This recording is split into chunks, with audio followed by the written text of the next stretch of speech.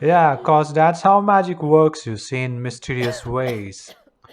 You see, when you practice magic regularly or meditate, you will certainly have such experiences. Now, there's an interesting story that is reminded, and I would like to share that with you about spiritual awakening. You know, once in a humble village in China, there used to be a poor boy during the 18th century or so, and he was highly inspired by his grandmother's bedtime stories. And he once decided to do it.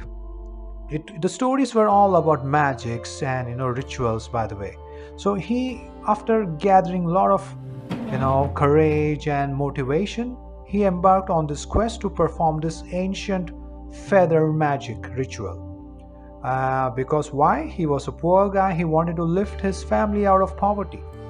Now, after gathering a lot of courage and giving a lot of thoughts, he does that. And this ritual, mind you, involves doing something in a particular place every full moon for one straight year without even missing a particular full moon. Now, obviously, he had his other side hustles like working on a farm and the other things to make ends meet, but he used to still continue with his ritual no matter what. Now, surprisingly, soon in a year or so, his life started changing in weird and mysterious and surprising ways for the better. His newfound prosperity benefits not only his family, but the entire village, making him a symbol of hope and prosperity, using his magical practices. Now, through his journey, the boy remained grounded in gratitude, never forgetting that it's the magic that has changed his life. So, breaking it down, we picture spiritual awakening as this wild journey. Not a straight shot from point A to B, but a crazy path full of surprises. Now, some people take detours, exploring every nook and cranny along the way. That's okay. But some people zoom straight ahead, eager to uncover what lies beyond the next bend. They are very anxious and curious. Now, no matter how you navigate, we all end up in the same place, which is a state of profound self awareness and connection to something greater than ourselves, our higher self. So, let's start with the stage one. Now, this is a stage which 90% of the world is in today.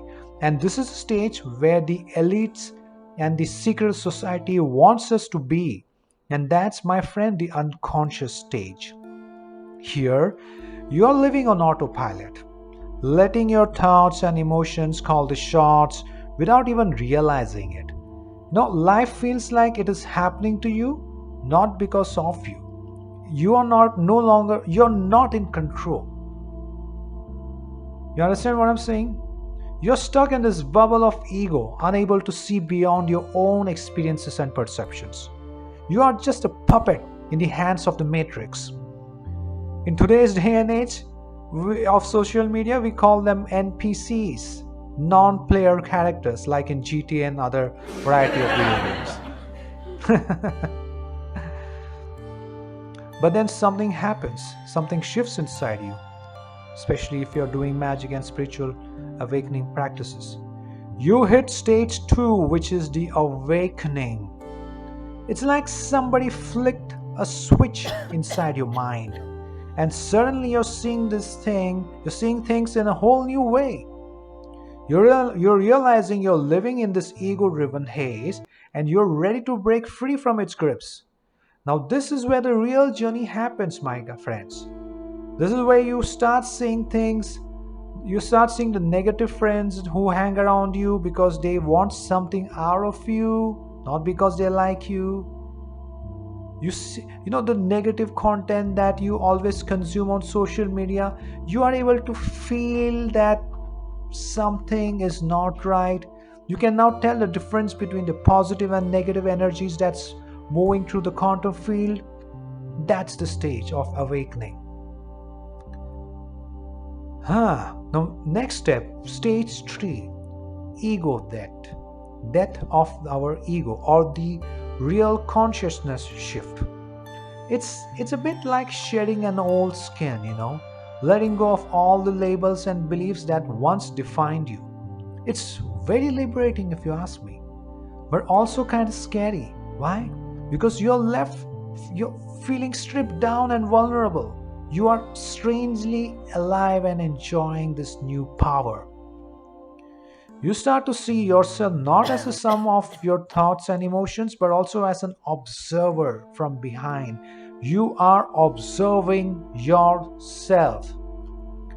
This is when you start severing the negative friend circle. Stop consuming the negative news or stop to follow social media influencers who are filling you with garbage.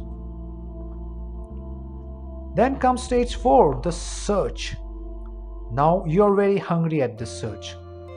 You want the truth and nothing but the truth. You're devouring books, attending workshops, searching videos online on YouTube, audiobooks, and whatnot.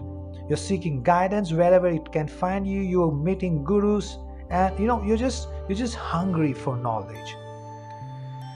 You're eager to unravel the mysteries of existence and find your place in the grand scheme of things. This is the first stage where you start to meddle with the law of attraction. And finally, stage 5, the alignment.